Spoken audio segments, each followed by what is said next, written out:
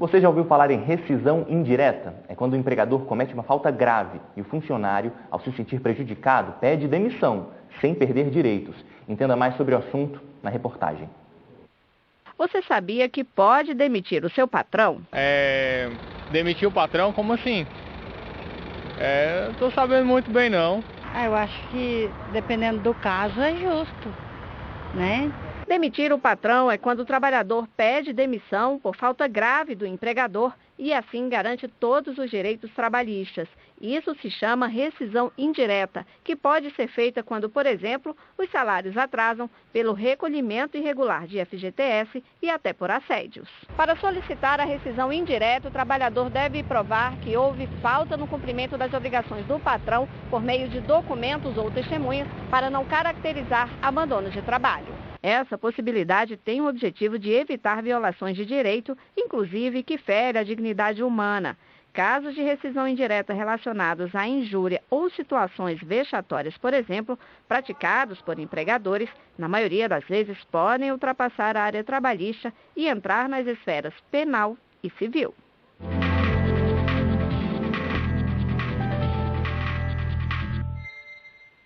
Para falar mais sobre esse assunto, a gente recebe agora aqui no estúdio o advogado que é especialista em direito do trabalho, Carluxo Campos. Boa tarde. Boa tarde, Rafael. Boa tarde, doutor. Boa tarde, Galton. Boa tarde a todos. Agora vimos na reportagem aí, o pessoal achou até curioso, né? Demitir o patrão.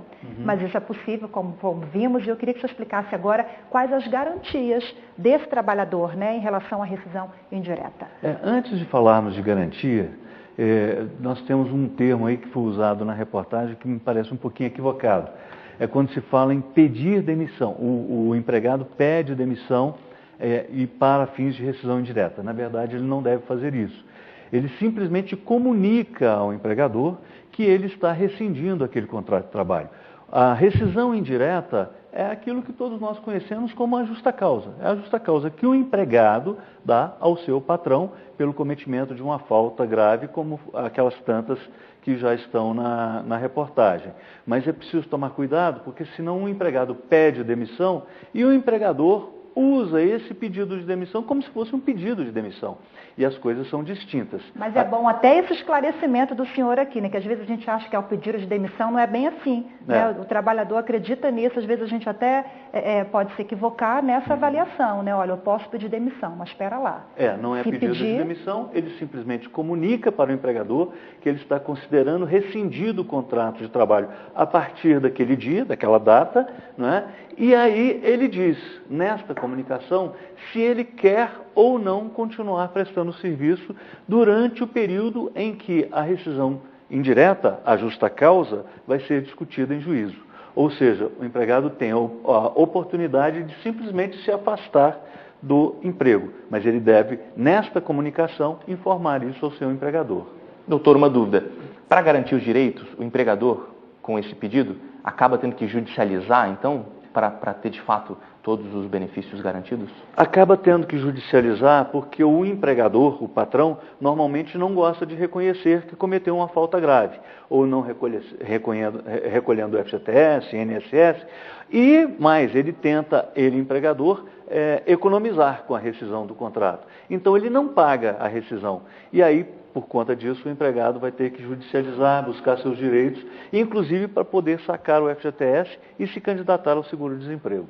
E essa prática da rescisão indireta é uma prática comum? Acontece muito nas empresas?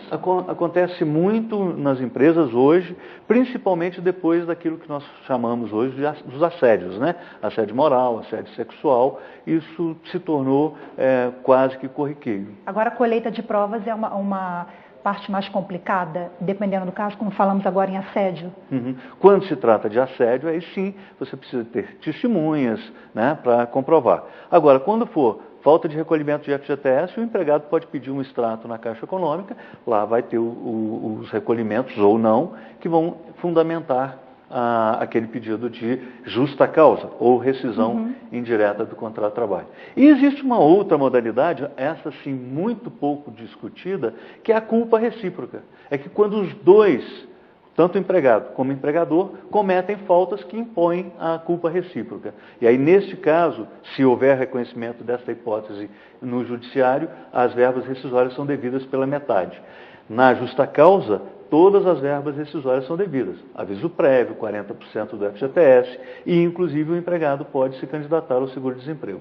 Então fica claro com essa nossa conversa que a rescisão indireta é bem diferente do pedido de demissão. Totalmente diferente. Por isso que eu chamei a atenção no início, porque o pedido de demissão, o empregado pode eventualmente ter que pagar o aviso prévio e ele não tem direito ao FGTS e nem ao seguro-desemprego. Enquanto que na justa causa que ele dá ao seu empregador, ao seu patrão, em caso da rescisão indireta, aí ele tem direito a todas as verbas rescisórias. Dr. Carluccio, obrigado pela entrevista. Eu que agradeço. Uma boa tarde. Obrigada.